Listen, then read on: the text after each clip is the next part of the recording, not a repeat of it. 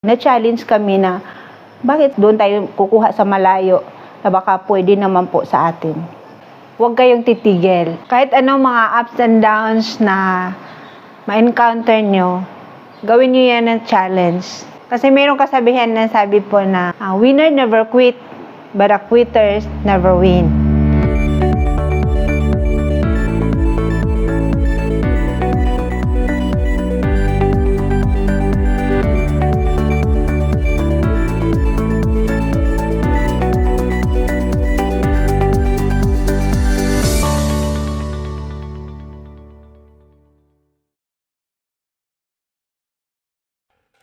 Iba't ibang paraan ng pagbangon ang naidulot ng Bagyong Yolanda sa mga residente ng Leyte. Sa Bilyaba, nagbukas ito ng oportunidad na makapagpundar ng negosyong pang-agrikultura kasabay ng mga proyektong pansaka na pinondohan mula sa ibang bansa. Ako po si Rosabelia Arnado Atamosa, 54 years old. Isa po ako sa may-ari ng Agape Paradise Garden of Plants and Animals. Ito pong pangalan ng Agape, na pangalan po ito sa aking anak nga namatay na noong 2013 dahil po siya po ay mamahal namin at saka lalo na sa kanyang lolo, si Wilson Arnado, na siya po ay isa din sa partner ng Agape Paradise Garden. Ito pong Agape Paradise Garden po, meron po siyang lawak na 2 hektarya po. Dito po nakatayo ang aming mga free-range chicken na nagiging resources po sa aming mga supply. Ang isa sa mga pinaka-highlights namin na breed is ito po yung Hubbard. Bakit po Hubbard? Dahil po, ang Hubbard po is dual type siya na chicken. Hindi lang po siya itlog, kundi pati na po yun sa meat type din. So, ito po yung nakita namin na mas lalong nakatulong sa farmers na mayroon na siyang meat at the same time makakuha din siya ng mga itlog. Agape Paradise Garden po, nag-umpisa po siya 2016. Nag-umpisa lang po kami nung time na yon na mayroon po kaming 60 heads. Doon namin kinukuha yung supply namin para doon sa mga procurement, lalo na nung time na yon na after Yolanda, marami pong mga procurement sa Department of Agriculture, sa mga LGU. Pero yung time na yun, mayroon din kaming partner na galing Davao. Na siya po yung kasama namin sa pagsusupply kasi yung 60 heads namin, hindi po siya sapat.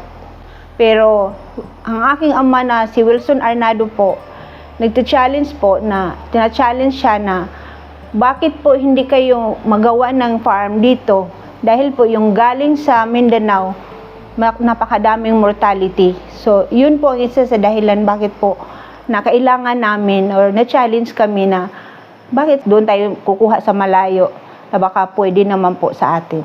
Napalago ng mag-asawa ang manukan, ngunit di kalaunan ay dumating din ang pandemya. Nang nilimitahan ang galaw ng mga produkto sa mga probinsya, lalo na ng mga feeds o pakain, naisipan nilang gumawa ng sariling patoka sa manok para maipagpatuloy pa rin ang kanilang nasimulan. Yung ibig nating natural, hindi naman nga or semi-natural dahil mayroon tayong mga commercial na feeds na inamix natin na pwede natin ilagay doon sa mga upa ng mais, then upa ng humay, copra cake, then mga green leaves na pwede natin i-mix natin. Dahil pagkamahal talaga sa pagkain kung bibili tayo ng commercial. Kaya nagkaroon kami ng ganitong technology para pagdating din sa mga procurement namin, sa mga beneficiary ng mga farmers, hindi sila mahirapan dahil natuto na yung mga manok natin pagpapakain ng mga natural na pagkain. So, hindi mahirapan sila. Yun ang ginagawa namin. Maliban dyan, hindi pa yun naka-pandemic, mayroon tayong ginagawa na fermented na feeds. So, simula doon, yung fermented feeds, after na pandemic, hindi na kami gumagawa dahil ang nakikita namin na mas advantage dahil hindi na tayo mag-ferment. After natin may mix lahat, yung in that day, on that hour, pwede natin ipakain. Nang magbukas muli ang kalakalan, pinaghusayan pa ng Agape Paradise Garden of Plants and Animals ang nagawa nilang feed mix. Hindi din pinalampas ni Ginoong Atamosa ang pagkakataong matuto sa mga eksperto. Pag natural, hindi naman tayo makapagbigay ng 100% na protein kasi kailangan din natin yan sa pre-range. So, bumili tayo ng ready mix na protein. No? So, kaya isa sa mga materials na pwede natin i-mix doon sa mixing natin sa semi-natural na feeds.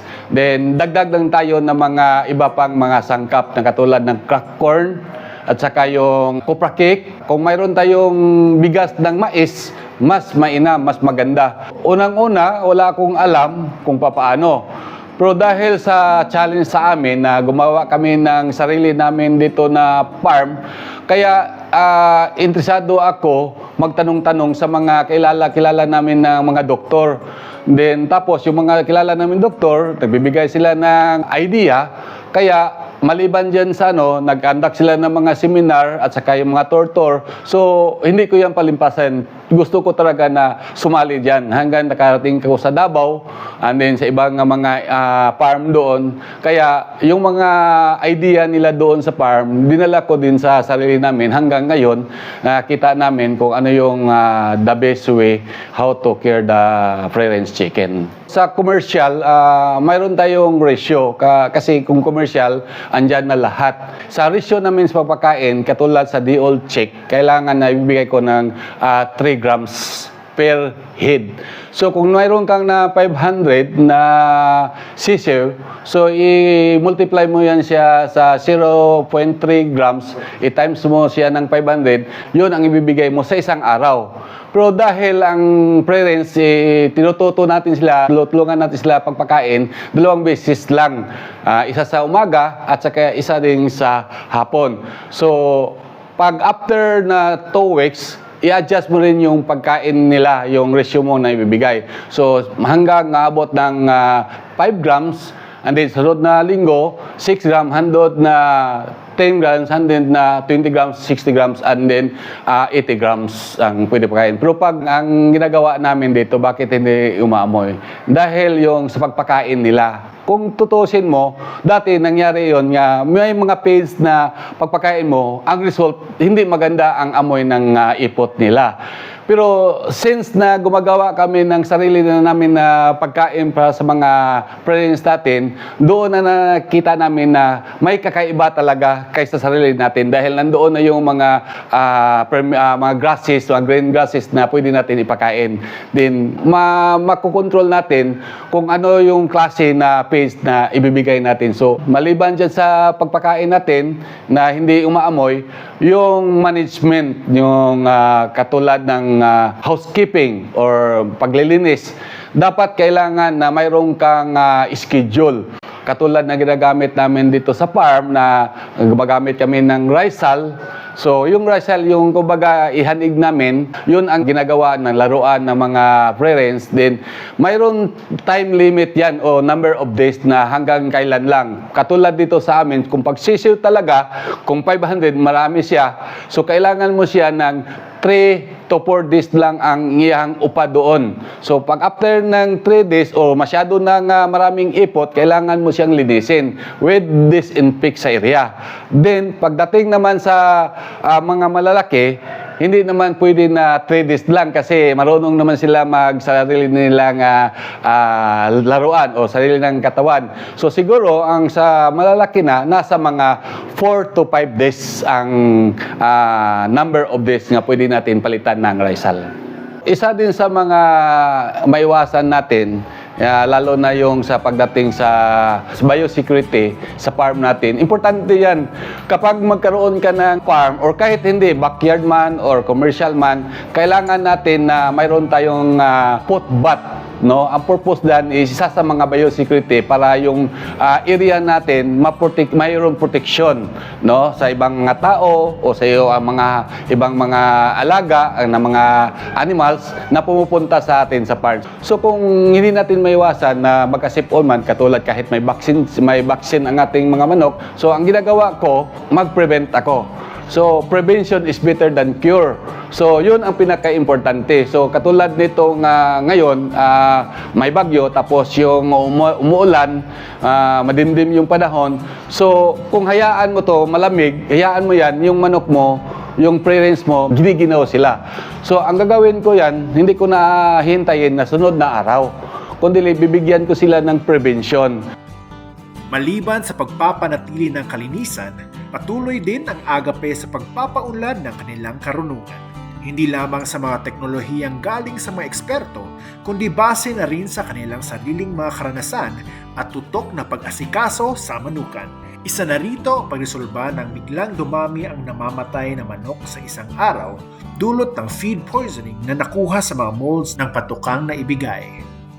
So, linagyan ko siya ng Lipton tea, then tapos yung sugar na 4 na litrong Lipton tea na with boiling na siya. Tapos, dinagdagan ko ng 2 kilo ng brown sugar. Then, linagyan ko siya ng 4 na sachet na hindi naman ito commercial, Tepox 48. Kasi ang Tepox 48, nagkaroon siya ng nag-bleeding yung mga manok natin. 2 hours after nag-oral kami, nakikita namin na yung iba kumakain na at saka umiinom. Then, pagkahapon, after nun, wala na masyadong namamatay. So, in that day, yung hindi pa kami nag-oral, nasa 80 heads ang namatay or more than pa kinabukasan, more than 100 ang mortality namin. So, after 1 day, nakikita namin na ang mga manok namin yung edad niya 15 days ay unti-unti siya na sumisigla. So, simula doon, yun na ang ina-apply namin dito sa Agape. Ito yung Lipton tea. Hindi lang sa mga sisir, kundi pati yun sa mga mother stock namin. Lalo na yun na pagdating na dehydrated sila. So, yung Lipton lang, yung channel, yung application namin dito sa Agape lang. Noong una po, sila po yung naging supplier natin ng mga kambing, mga breeders na kambing para sa ating mga Farmer Livestock School na FFS sites. 20 sites po.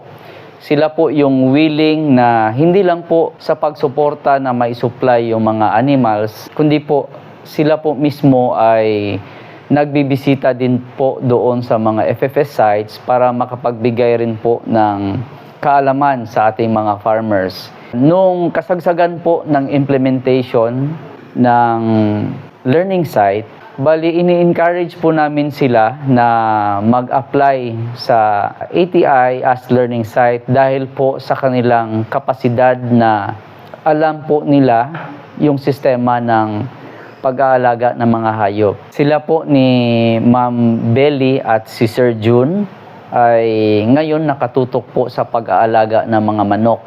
Open po yung kanilang farm para sa bisita ng mga na-train natin ng mga agricultural extension workers at mga farmers. Sila din po mismong mag-asawa yung nagbibigay ng personal na kaalaman at experience sa pag-alaga ng manok. Ngayon, nagkaroon na kami ng connection doon sa ATI na nagiging learning site. So, maliban sa learning site, sana aabot kami sa farm school. Dahil yung mga technology namin, hindi lang para sa amin, kung hindi, isi-share, ibahagi namin sa ibang mga farmers na interesado sila na mag-alaga katulad ng mga friends sa chicken.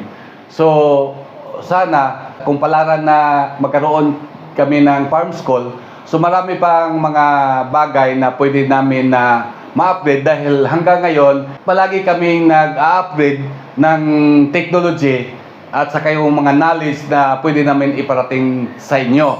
Patunay ang Agape Paradise Garden of Plants and Animals na mahalagang mabigyang pansin ang bawat hamon at oportunidad na magbubukas para sa atin. Kasabay ng sipag at tiyaga at patuloy na pananampalataya, uusad din pagkatapos ng nagdaang bagyo. Sa mga farmers naman na gusto mag-ventures ng free-range chicken, ang masasabi ko po huwag kayong titigil.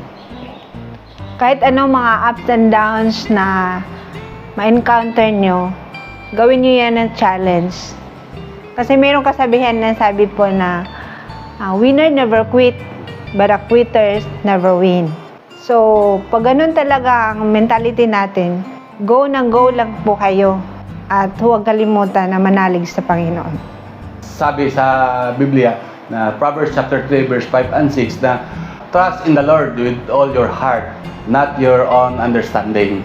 So kahit marunong ka, sabihin mo sa sarili mo, oh alam ko na to dahil ako isang doktor, dahil ako technician, o alam ko talaga.